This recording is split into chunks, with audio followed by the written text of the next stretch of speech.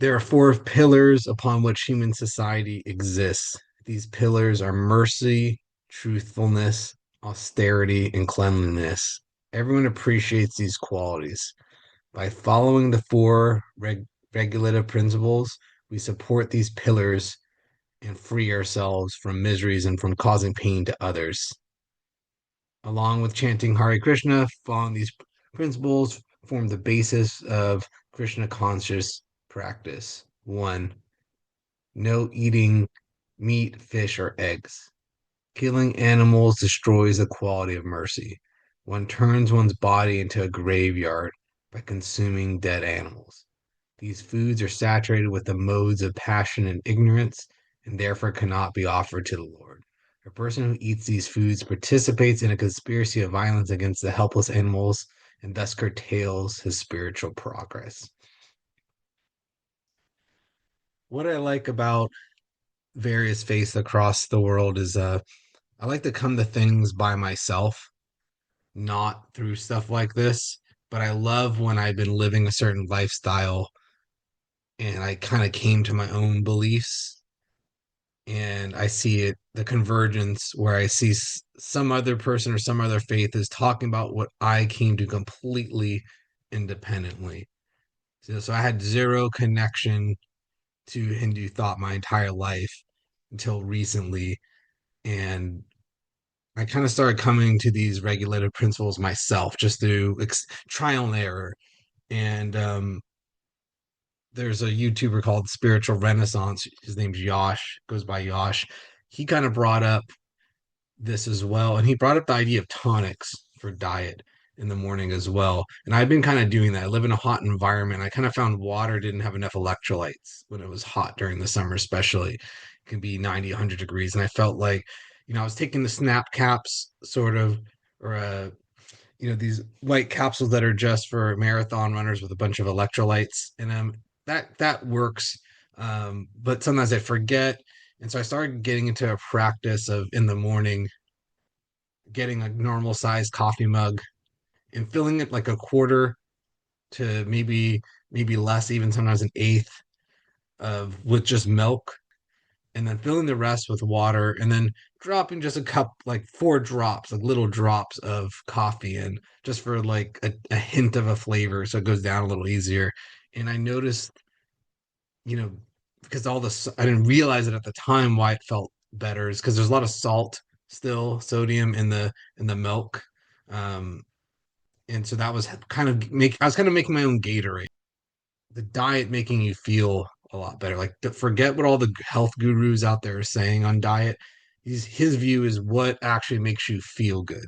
Like not in terms of like just some sugar high, but what doesn't mess with your digestion, doesn't keep you on the toilet all the time, what doesn't make you get like feel sick after eating. Kind of keep like you could go do a workout after eating. So I remember when I was at one job, there was a woman from the Philippines around my age, and she would always eat at like 7 a.m., like rice, meat, vegetables, like a full meal. And I asked her about it, and she was just like, this is how we do things. Like, you need the energy for the day.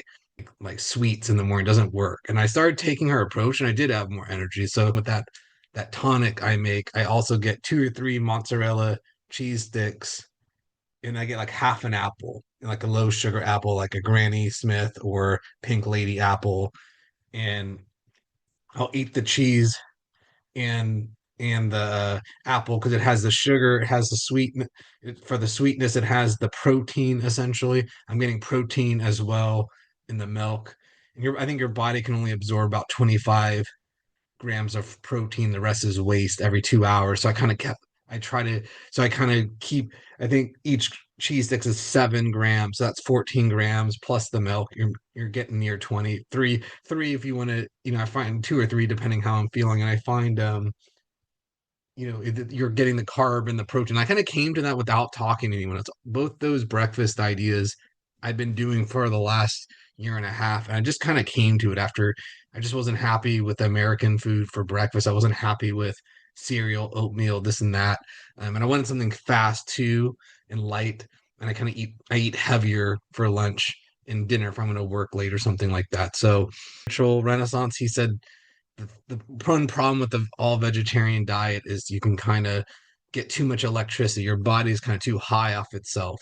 And I did notice that. And I've been thinking about that even before. I noticed if I don't eat meat, I kind of have too much energy. I'm too airy, I'm too floaty.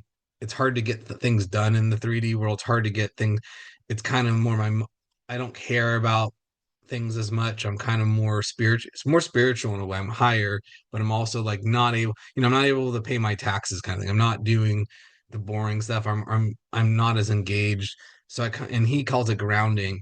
I didn't have a word for it, but I did notice if I ate some meat, I would be I would be better at just kind of getting life done. I felt like I was having gallbladder problems for a while. I was eating kind of fatty food. So at least, I try to keep my meat lean. I try to go chicken breast or turkey. I actually prefer the turkey. Kind of feel like turkey is more dense, less fatty. Um, I try to stay away from anything else. Um, Ideally I'd want to if I wasn't working, I think I could just not eat meat at all, but I kind of feel like I need it to get things done sometimes. So I kind of find myself eating, but I've at least converted to kind of an 80%, 70% vegetarian diet. And I've been healthier, I've lost weight, my my workouts have been stronger. I know a lot of UFC fighters, vegan, vegetarian. I used to think it was crazy. Kind of see why. It's like the energy levels. I have kind of more stable energy through the day. And, the whole killing of animals destroys the quality of mercy part. There is something too. I did notice I had an experience once. I hadn't eaten beef in probably like 3 to 4 months, and I was on vacation with friends, and I had a burger, and I was feeling all good until that point, and then I had the burger, and within eating it, within even while I was eating, within 5 or 6 minutes of starting to eat it, like my energy was down. I was feeling my weight in my stomach. Um, and I just noticed too, if I eat a steak or something like that, I don't even like steak anymore really because I kind of find the hamburger does better because it's already ground up, it digests easier, it's smaller bits already. And so I really do stay aware of like big hunks of beef. Like if I do beef, it's only going to be like a high quality burger just because it processes easier through my system. But I did notice that, and then after that, I I just switched back to chicken on that trip, and I felt way better. If I was going to eat meat, a million times better. You get to eat a ton of beef. Um, the quality of our meat too in ancient times was probably better, not full of all this stuff, all these chemicals. So it's not that the vegetarian stuff isn't, because I'm not a fan of tofu and all that kind of stuff. I try to eat more rice and beans as Josh would say at Spiritual Renaissance, poor people food. I actually like the poor people food. A lot of my meals are rice, bean, vegetable. And I might throw in a tiny bit, maybe 14 grams of lean chicken with that or something. I kind of I think that's the key is regulating the meat intake. You might think you're supposed to. I think the science on it is like you're supposed to have the size of a deck of cards, a playing, like cards you'd play poker with or something like that size, that deck of cards is the about amount of meat you should eat with them. In America, we have these like giant slabs of meat. If you think about it, playing deck is pretty small. It's not that much meat. And I even probably eat like with my meal, probably half that playing deck of meat. So I think diet and spirituality, I see why I think Thich Nhat On said something about if you're not a vegetarian, you're never going to make it. Like essentially, you're going to have to come to that. And the longer I've done this since 2021, the more I'm seeing the wisdom with what he said. I'm still not good enough to just completely get meat out, but I see his point. It's kind of like, it's actually more expensive. My bills have gone down since I've reduced meat consumption. That's just like a practical standpoint, especially nowadays with the prices, the Strait of Hormuz and all this stuff. The prices have just gone absolutely insane. So like it's been easier to give up meat that the meat sits in your stomach. It's like weight.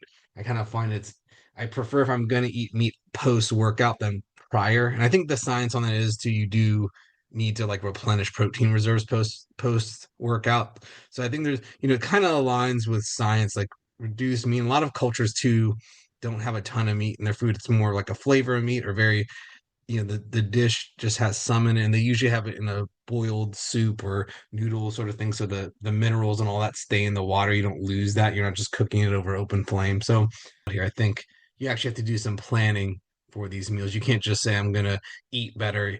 You really have to kind of commit to the same thing for certain meals, or a rotation of similar meals that kind of meet your dietary needs. And so I still kind of get messed up eating eggs. So I don't even want to eat eggs. So, it's maybe other, like I know my brother, he loves eggs. So it's also what works for your body too. Like I can't eat salmon, kind of have an allergy there as well. So does my brother. So, I kind of feel like you have to choose what meat goes with you. And I just generally stay away from pork too because it's so fatty, and I'm never satiated from the pork. I kind of find even chicken's not that satiating. I kind of find I'm usually, it doesn't last that long. I usually like turkey or beef if I'm going to eat meat, like lean beef if I can. But chicken I'll do if I can. Kind of find chicken gets so fatty that I only want like really lean chicken. So because the fat too, I kind of feel like that's the whole point of a vegetarian diet or even a lower meat diet, is like reduce your fat, because the animal fat is good to a point. You need it, but because it's hard to get the B12 and all this stuff from it. So I kind of feel like your diet shouldn't be so restrictive that you're missing essential things, right? Like I kind of like the apple in the morning too, because the vitamin C. The sailors used to get scurvy because they weren't having enough vitamin C. So I feel like some level of fruit with citrus, I think, should be eaten once a day. And you kind of have to do it, like really you have to start looking at your diet and getting things that work for you, but also are meeting those dietary requirements. I kind of find and I think too, I try to, if I do eat beef, I try to eat some fruit with it because there's a synergy between vitamin C. If you're eating something with vitamin C and especially beef, it helps you absorb more. There's kind of like absorptions that helps each other. So you can look into those too. I think diet's probably the most ignored part of life and spiritual path, especially in America where it's like eat fast food, you know, pink slime McDonald's kind of stuff, or just kind of like people eating a ton of sugar. I feel like a low sugar diet's super important. I've gotten into that. I don't want the highs and the lows. I want stable energy. So I rarely eat sweets because there's enough sugar in things we eat daily. Same with salt. I don't add sugar or salt to my meals. There's already enough in everything. The less I have high sugar sweets and stuff, the less I want it. Nowadays, I don't. I'd rather just eat strawberries or blueberries as a sweet. I don't really want and also anytime I eat sweets, I kind of felt my gums get attacked by the plaque. Like I can even feel it almost. It's like a tingly feeling. It's like I'm so used to not eating high sugar now. It like bothers my gum line. My body just doesn't even like it. So, let me know what you guys think.